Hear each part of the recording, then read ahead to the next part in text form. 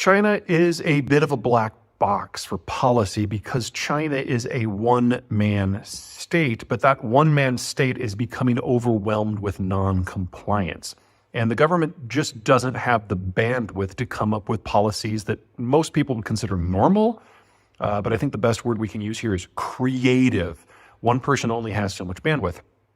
And so we're seeing institutional freezing and breakdown because this isn't the United States where a bunch of suburban housewives descend maskless on a food court and start yelling, "Let's go, Brandon," or a few yahoos glue themselves to a museum wall. We can obviously get through crap like that, but it isn't clear that China can. It has to do with a different structure. The United States has different levels of authority: local, state, national, legislative, judicial, executive, neighborhood, business, academic, and so on. Independently garnered, constitutionally garnered, community created, overlapping, sometimes clashing, often messy. But interests generate power, generates authority, generates durability, not in China. China is a one-man state because it is nearly the only way that China can exist. This isn't Sweden or Denmark or France or Argentina or Korea, where the bulk of economic and political power exists in one city, so it's easy to come to a degree of consensus. China's population is spread out on a huge swath of territory comprising everything from near Arctic to fully tropical, and regional disparities abound as you would expect. But this also isn't the United States, where our definition of inequality means that the average person in Maryland is about twice as wealthy as an average person in West Virginia.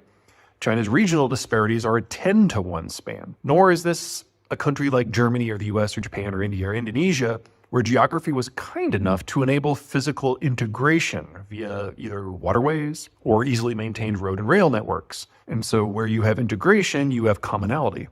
You've never had that in China. The North China Plain is its own region. The Yangtze Basin is an industrial powerhouse with few connections to the north. And the cities of the southern coast have always looked abroad for their welfare, their safety, and even their food. The only way to make China work is to force it to. And these many disconnects show up in Chinese institutions. The Chinese constitution is a joke. It isn't even referenced by Chinese courts. There's no rule of law. There is law by rule, and that rule is whatever Xi, the chairman, says. And he is a horrible delegator, even within the Chinese Communist Party. The COVID restrictions in play right now are part of that milieu. They all draw their authority and power not so much from the Communist Party or the Chinese state, but from Xi personally. That's how you get neighborhood HOAs enforcing COVID lockdowns so brutal that fire escapes are welded shut to ensure enforcement, ensuring that people die in easily preventable tragedies like what happened at Urumqi. Or city authorities thinking that they're doing the will of Xi and removing street signs with the word Urumqi in them because they assume that's what Xi wants in order to smother citizen awareness. If we see meaningful resistance to any Chinese policy, China goes one of two directions. Option one, you get a rolling series of government breakdowns as Xi's authority is challenged, and there's no one to step in to replace it because he has purged the system so completely. COVID is only one Chinese policy that feels a bit out of place. What about the social monitoring system that has created an information state tighter than Cold War East Germany?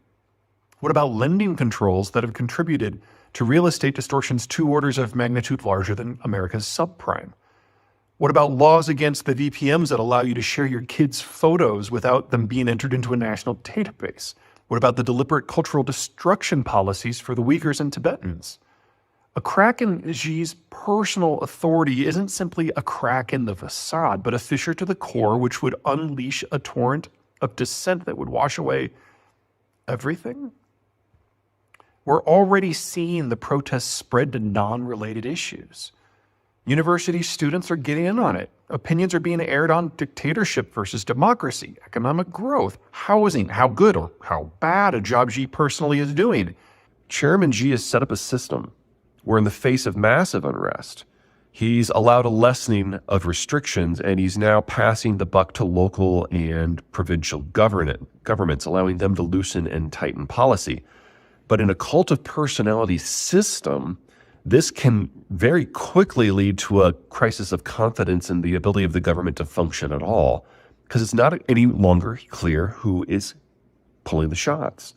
You could have a nightmare scenario where a policy failure in a single province leads to out of control death rates, in which case nobody trusts the government at any level.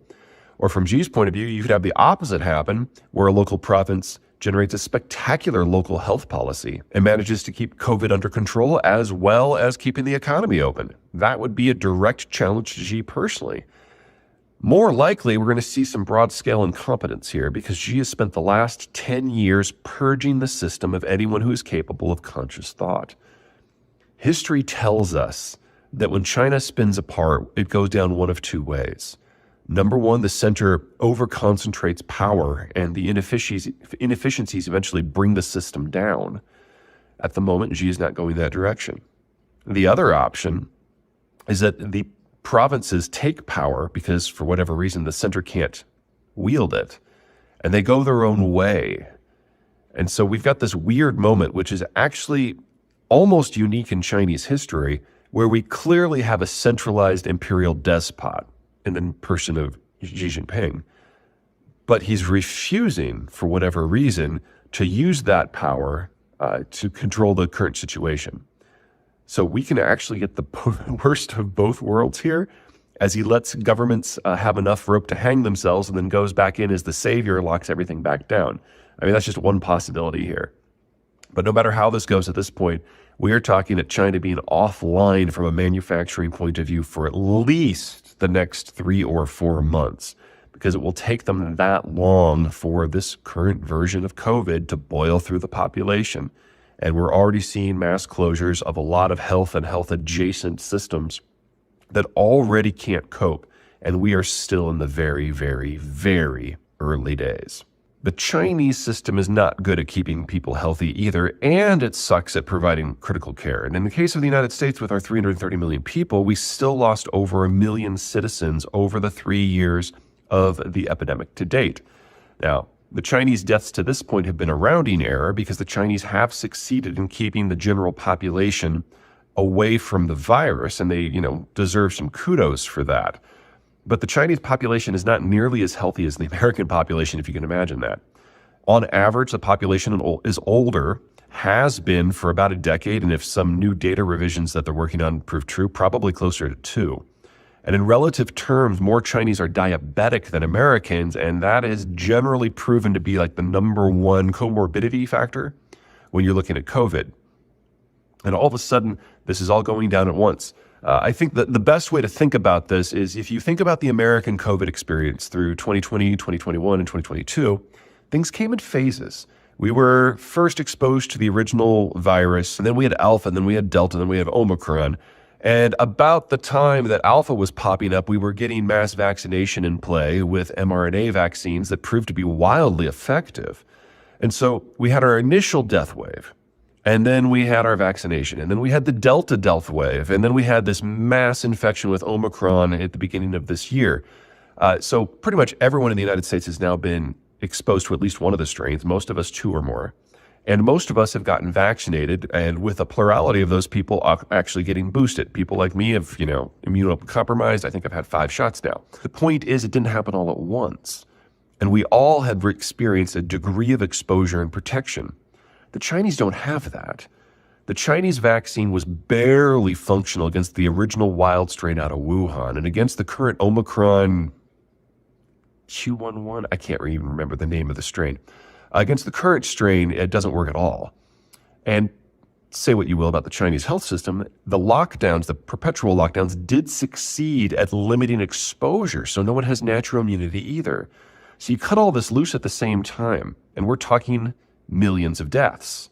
Because the R0 for the current strain, let me compare it to measles. So measles has an R0 of 12 to 18, which means your average infected person will then go on to infect another 12 to 18 people. I have not seen an estimate out of China suggesting that the current strain is better than measles. Most indicated it's worse. There's an open question of fatality rates, and that, of course, is where the Chinese are doing their normal makeup data as they go along. They're projecting that the death rate is 100 per 100,000 infections, which would be about the same death rate you get from stubbing your toe. And that is just obviously laughable. It'd be less severe than what the flu is. More likely, we're looking at something at least 15 to 20 times that. At least that's what data from the rest of the world would suggest. So from a health point of view, what's about to happen is just horrific. We're talking probably millions of deaths in a relatively short period of time, as 3 years of exposure American style has been compressed into just a few weeks, and it was kicked off with several hundred super spreader events during the protests.